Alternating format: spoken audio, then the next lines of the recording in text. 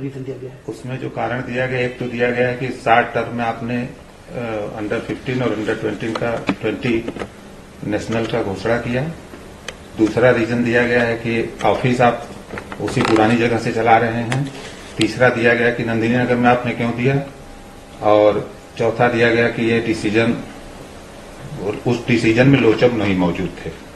यही 4 डिसीजन दिया गया है, मतलब 4 कारण दिया गया है। आपको क्या लगता है ये जो कारण दिए गए हैं ये क्या इस कैटेगरी के हैं या इतना सफिशिएंट है जिसके आधार पर ये इतना बड़ा फैसला लिया जाए? हमारे हिसाब से इतना ये ऐसा कारण नहीं कि जिसके कारण से सस्पेंड किया जाए।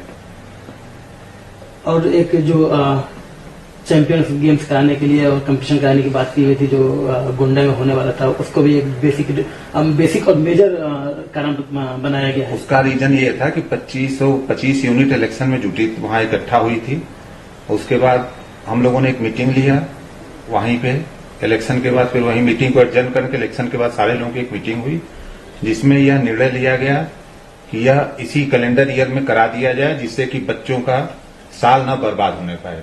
समय कम था, उसके लिए सारे लोगों ने समर्थता जाहिर किया। इंफ्रास्ट्रक्चर नंदिनी गोंडा में था जहां की 2 नेशनल एक साथ कराया जा सके, इसलिए वहां पे नेशनल सबकी सहमति से अलॉट किया गया। सारी स्टेट फेडरेशन की सहमति दिया, तब जाकर के वहां अलॉट किया गया।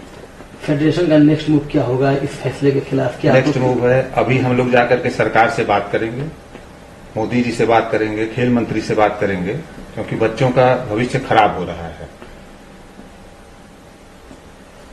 क्या आपकी पूरी डेलीगेशन जाएगी?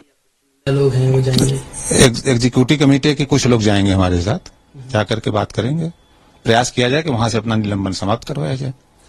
अभी जो आपसे पहले प्रेसिडेंट थे उन्होंने भी मीडिया से बात किया है, उन्होंने कहा था कि अब उन्होंने एक तरफ से किनारा कर लिया। उन्होंने कहा कि अब जो फैसला लेगा फेडरेशन लेगा, अब मेरा ड्रेसिंग से कुछ लेना देना नहीं है। 21 तारीख को, और उन्होंने ये भी कहा है कि संजय सिंह मेरे रिश्तेदार नहीं है। हाँ, नई फेडरेशन जो हुई है उसी दिन उनकी विदाई कर दी थी 21 तारीख को ही, और आज उन्होंने अपना बता भी दिया कि हमने कुश्ती से संन्यास ले लिया है।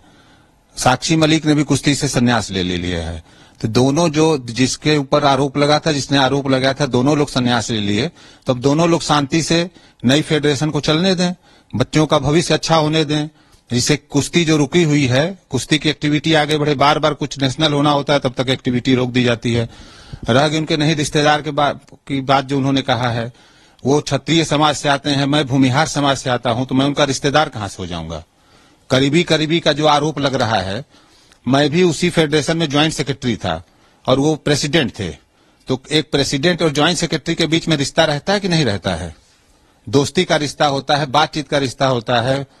ये तो रिश्ता था उनसे।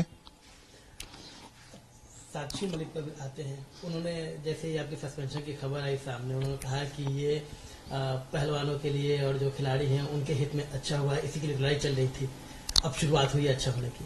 अब अच्छा हुआ कि बुरा हुआ? अब जो बच्चे इस साल सर्टिफिकेट नहीं पाएंगे, जाके उन जूनियर बच्चों का आप इंटरव्यू ले लीजिए, उनसे पूछ लीजिए कि अच्छा हुआ है या बुरा हुआ है।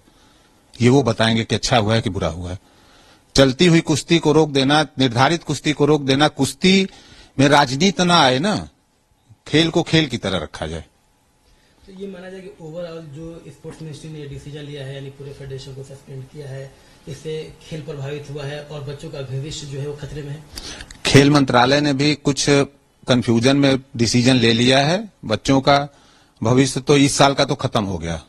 अंडर 15 और अंडर 20 के बच्चों का तो इस साल का सर्टिफिकेट गया, इस कैलेंडर ईयर का। अब इसके लिए यही चीज जाके हम उनसे बात करें कि आगे कुश्ती सुचारू रूप से चल सके, जिससे कि बच्चों का भविष्य अच्छा हो। क्या आप कुछ लीगल ऑप्शंस भी देख रहे हैं इसके लिए? अगर मंत्रालय हमारी बात को नहीं सुनेगा तो लीगल ओपिनियन भी लिया जाएगा। सेकंड ऑप्शन लीगल ओपिनियन का है।